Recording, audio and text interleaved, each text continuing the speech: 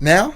No, while you were in Harvard. It's interesting. So I would say that, I don't know if this camera's on or not, but I'm a dark-skinned brother. I'm chocolate.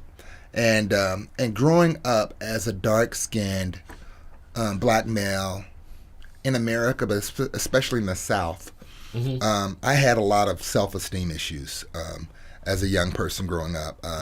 My self-esteem issues were I can't be attractive because look how dark I am. I can't be smart because look how dark I am. One of the things that we've not really talked about, in the black community a lot is that, whether overtly or covertly, a lot of times we tell stories, pictures tell stories. So when I look at black a lot of the people that were educated, even like let's think when we think of the concept of black intelligence, we think of in this Thurgood Marshall. modern, we think of not just Thurgood Marshall, but let's go a step deeper to him. We think of the talented 10th theory, W.B. Du Bois, and everybody that was at that Niagara conference, other than one, was definitely a more fair skin or colorism that does exist. My family, even connected to my family, it's this book called Our Kind of People. I don't know if you've ever read it. Of course. Okay, all right. Our Kind of People goes right into the whole idea of like, if you're a light skinned black person, you're provided different accessibility. And what's crazy is one of my uncles, first black judge in Ohio.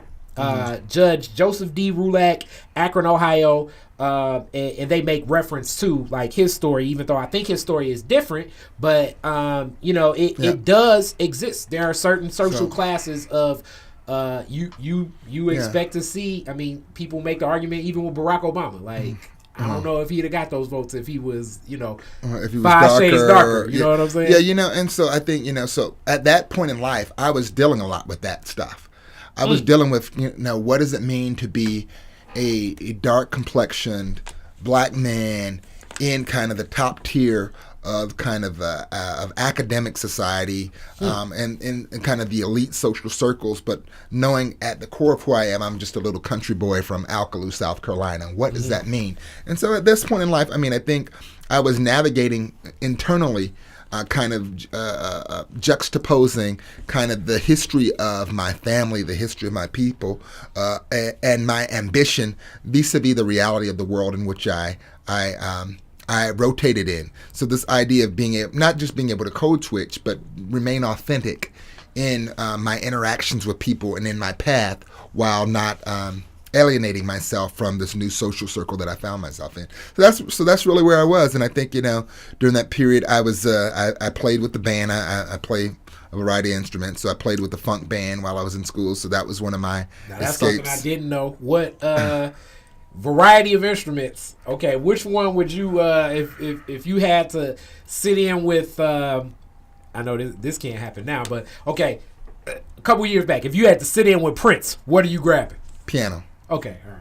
Yeah, piano. So keys one. Okay. Keys one, yeah. But I play, piano, organ. Also was a percussionist, but really preferred the bongos and the congas. Oh, okay. So I played a lot of that stuff. So I played when I was in Spain. I played with the Cuban and sang with a Cuban group called Tres Más Dos, and I played son cubano. And then and when I was in grad school at Harvard, I played with the funk group called $1 out of 15 cents. And so I enjoy. So it's the name of this new podcast that I'm starting. Is it really? I like it. I need to meet these people. So music has always been kind of one of those things that even while I was in school allowed me to escape and really kind of refine myself and kind of center myself. It was a way that I could get away. So during this time, I was doing that. I was dating a little bit off and on, but nothing serious. While I was in school, I really just trying to figure out life and kind of what I wanted to do. Black revolutionaries, distillery owners, Italian fashion retailers, and Motown Grammy winners all share their best stories never before told in any other media outlets on Detroit is Different. Visit DetroitisDifferent.com or download the Detroit is Different app on Apple's App Store or Google's Play Store.